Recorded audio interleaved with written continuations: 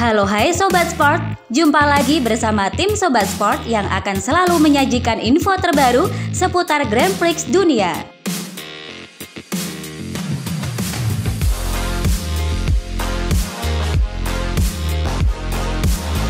Valentino Rossi resmi pensiun dari MotoGP pada Minggu 14 November 2021. Menariknya, di balapan terakhirnya kepada Crash, Valentino Rossi menunjuk dua pembalap Italia, Francesco Bagnaia dan Franco Morbidelli, untuk menjadi penerusnya di MotoGP. Saya adalah pendukung fanatik bagi semua pembalap kami tahun depan. Kami memiliki 4 pembalap di MotoGP tahun depan, Franco dan Pecco, serta Luca dan Bez.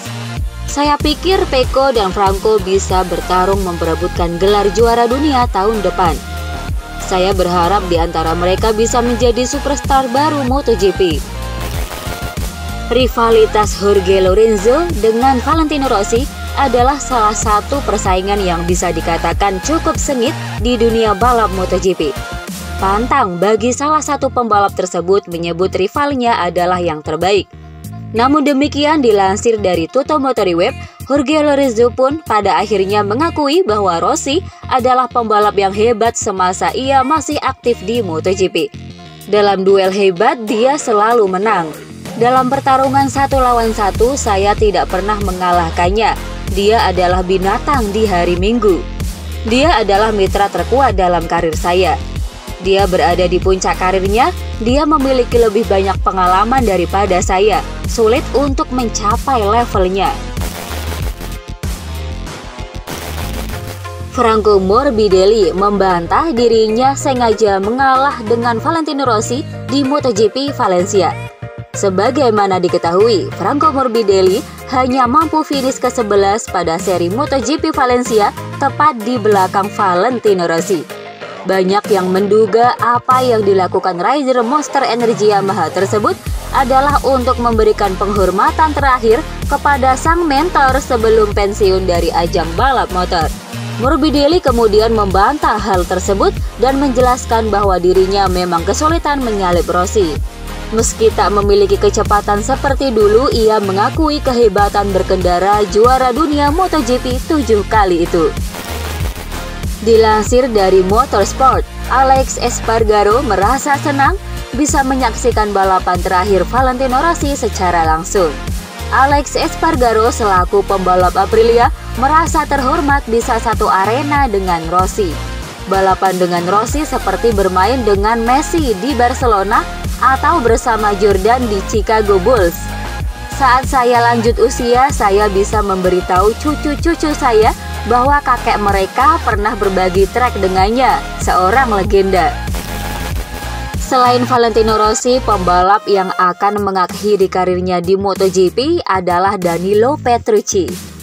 Mengetahui bahwa dirinya akan menjalani balapan terakhirnya, Petrucci pun tak bisa menahan air matanya sesaat sebelum balapan dimulai. Ketika saya memarkir motor di grid, saya berkata pada diri sendiri, sekarang tolong jangan menangis. Tapi kemudian orang-orang mulai datang. Semua orang yang pernah bekerja dengan saya dan semua teman-teman di paddock. Saya tak bisa menahannya. Dikutip dari Crash, Joan Mir mengomentari hasil balap MotoGP Valencia 2021. Sebagaimana diketahui, Ducati mendominasi balapan MotoGP Valencia. Iya, 3 pembalap Ducati berhasil menguasai podium. Francesco Bagnaia keluar sebagai juara, disusul oleh Jorge Martin dan Jack Miller di posisi ketiga. Sementara itu, Mir harus puas hanya bertengger di urutan keempat. Saya tidak tahu bagaimana memulainya, saya benar-benar kecewa. Saya tidak mengharapkan perasaan ini pada balapan. Saya pikir kali ini bisa menjadi hari kami. Kami bekerja sangat baik selama semua latihan. Tetapi nyatanya saya kalah di sana. Selama balapan, tetapi tidak ada yang bisa saya lakukan. Dilansir dari Motorcycle Sport, Alberto Puig membicarakan kondisi Marquez yang sedang dirundung cedera parah. Repsol Honda tak bisa berbuat apa-apa selain menunggu kesembuhan Marc Marquez dari masalah penglihatan yang dialami dalam beberapa pekan terakhir. Masalah diplopia atau penglihatan ganda yang juga pernah dialami Marquez pada 2011 memaksa Marquez harus beristirahat panjang. Pemilik juara dunia 8 kali itu bahkan tak bisa menjalani sesi tes MotoGP. Untuk tes pramusim tentu saja kami tidak punya kesempatan. Sayangnya hal seperti ini terjadi dan tidak ada yang bisa kami lakukan kecuali menunggu.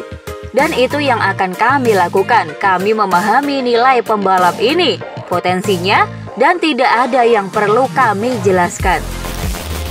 Direktur Utama ITDC, Abdul Bar M. Mansur, mengonfirmasi telah memecat Kepala Divisi Operasional MGPA, Dian Dilato.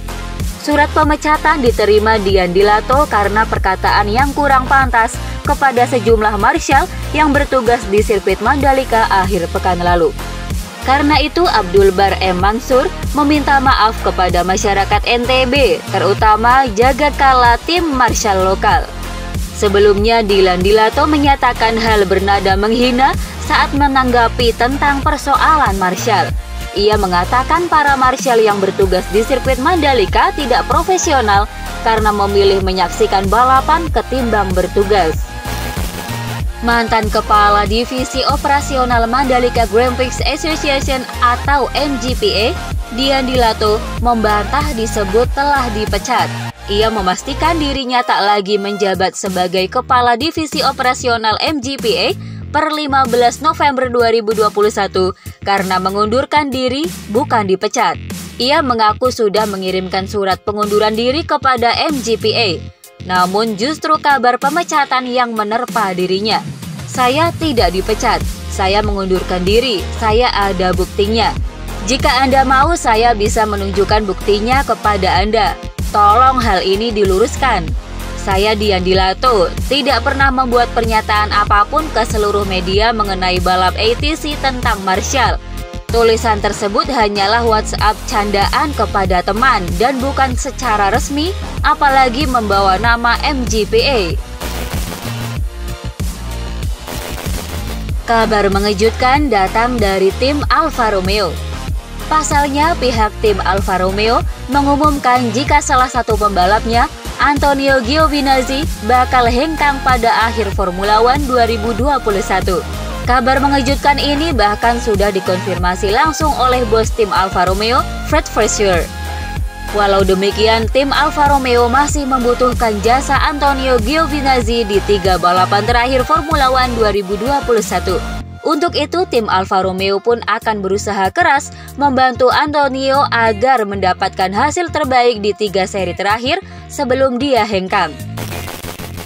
Fernando Alonso mengakui bahwa dirinya merasa bosan dengan dominasi Mercedes selama beberapa tahun terakhir. Ucapan Fernando Alonso sendiri keluar setelah ia melihat comeback luar biasa dari Lewis Hamilton di Formula One GP Brazil lalu.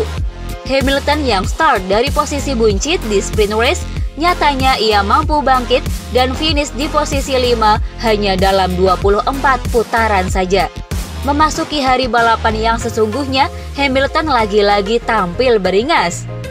Ia nampak dengan mudah memperbaiki posisi dari peringkat 10 hingga keluar sebagai pemenang. Melihat kesenjangan performa itu, jelas Alonso merasa bosan. Ia mendesak tim lain supaya memperkecil gap mereka dengan Mercedes.